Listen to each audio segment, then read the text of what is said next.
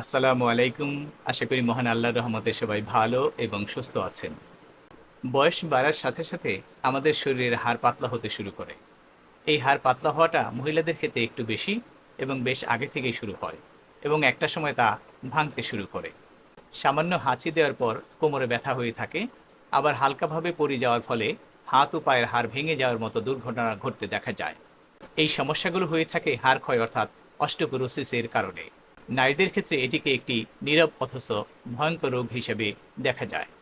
তবে আশার কথা হলো, কিছু অভ্যাস, চিকিৎসা ও খাবারের মাধ্যমে এই হাড় ক্ষয় অনেকটাই রোধ করা সম্ভব।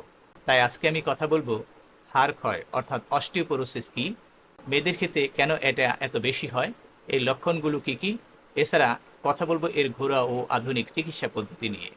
হাড় ক্ষয় বা অস্টিওপোরোসিস হচ্ছে এমন একটি রোগ যেখানে হাড়ের ঘনত্ব অর্থাৎ বোন ডেনসিটি কমে যায়। এতে হাড়গুলো খুব দুর্বল হয়ে পড়ে, ফলে ছোটখাটো কোনো ধাক্কা বা আঘাতে হাড় ভেঙে যেতে দেখা যায়। এজন্যে একে নীরব ঘাতক বলা হয়ে থাকে, কারণ আপনি টেরও পাবেন না কখন কিভাবে হাড় এত দুর্বল হয়ে গিয়েছে। এই হাড় ক্ষয় তুলনামূলকভাবে মেয়েদের মধ্যে বেশি দেখা যায়। বয়স বাড়ার সাথে সাথে মেয়েদের শরীরে থাকা ইস্ট্রোজেন হরমোনের মাত্রা কমে যেতে থাকে, আর এই হরমোনটি মেয়েদের ক্ষেত্রে হাড় গঠনে বিশেষ ভূমিকা রাখে। এছাড়া মেয়েদের মেনোপজ হলে অর্থাৎ 50 বছরের পর এই হাড় ক্ষয় আরও দ্রুত হতে থাকে। এই হাড় ক্ষয় ক্যালসিয়াম ও ভিটামিন ডি এর অভাবেও হয়ে থাকে। তাছাড়া সন্তান জন্মদানের পর সঠিক পুষ্টির অভাব, ঘরের কাজ বেশি করার ফলে পর্যাপ্ত ব্যায়াম ও বিশ্রাম না নেওয়া, রোদে না যাওয়া, অতিরিক্ত চা কফি পান করা, অনেকে আবার ধূমপান, মদ পান করে থাকেন, এসব বদভ্যাসও কিন্তু হাড় ক্ষয়ে ভূমিকা রাখে। এছাড়া স্টেরয়েড জাতীয় ঔষধ লম্বা সময় খাওয়ার ফলেও কিন্তু হাড় ক্ষয় হতে পারে।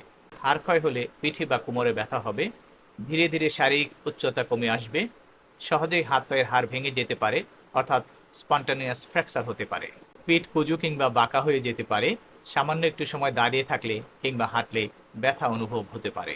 এই হাড় ক্ষয় সঠিকভাবে বোঝার জন্য আমাদের বোন ডেনসিটি টেস্ট অর্থাৎ ডেক্সা স্ক্যান করতে হবে।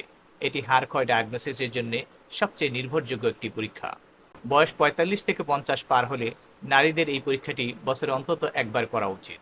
এছাড়া চিকিৎসকের পরামর্শ অনুযায়ী রক্ত পরীক্ষা, এক্স রে ও অন্যান্য প্রয়োজনীয় পরীক্ষা করতে হবে।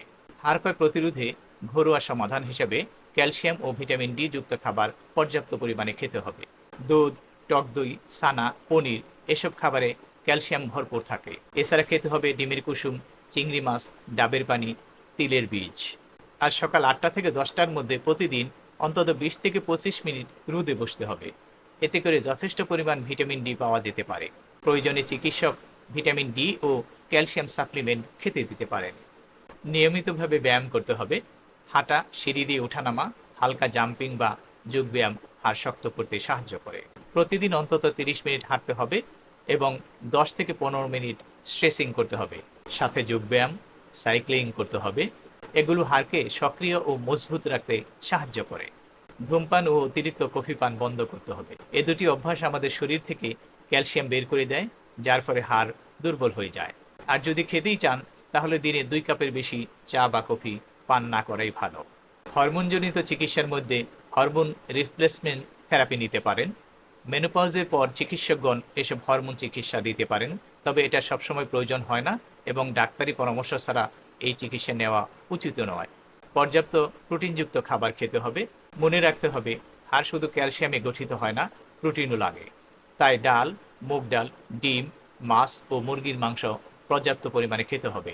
এসব খাবার সিদ্ধ অবস্থায় খেলে সবচেয়ে বেশি উপকার পাওয়া যায়। অতিরিক্ত ওজন ও অনিয়মিত ঔষধ খাওয়া বন্ধ করতে হবে।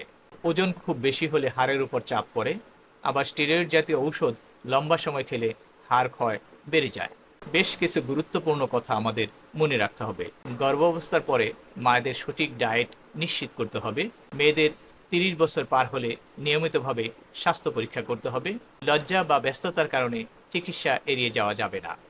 রান্না বা অন্যান্য কাজের সময় হাঁটু ভাঁজ করে নিচে বসে কাজ করা এড়িয়ে চলতে হবে, কারণ এটা আমাদের গাঁটে চাপ সৃষ্টি করে। হাড় ক্ষয় হয় নীরবে, কিন্তু ফল হয় ভয়ানক। আমাদের দেশে মায়েরা সারা জীবন পরিবারের জন্য সেবা দিয়ে আসে, কিন্তু নিজের শরীরের দিকে কোনো নজরই দেন না। তাই এখনই সময়, সুস্থ থাকতে চাইলে নিজের যত্ন নিন। মনে রাখবেন, একবার হাড় ভেঙে গেলে কিংবা ক্ষয় হলে তা আগের অবস্থায় ফেরানো কঠিন হয়ে পড়ে। তাই প্রথম থেকেই প্রতিরোধ এ রোগের সেরা চিকিৎসা। আজকের মতো এখানে শেষ করছি। ভিডিওটি ভালো লাগলে একটি লাইক দিন, আপনার মা, স্ত্রী, বোন বা বান্ধবীর সাথে এটি শেয়ার করুন এবং এই ভিডিওটি হয়তো তাদের জীবন বাঁচাতে পারে। আর এমন স্বাস্থ্য সচেতন ভিডিও পেতে চাইলে আমার চ্যানেল থিঙ্ক হেলথ সাবস্ক্রাইব করুন। মহান আল্লাহ সবাইকে ভালো এবং সুস্থ রাখুন। আল্লাহ হাফিজ।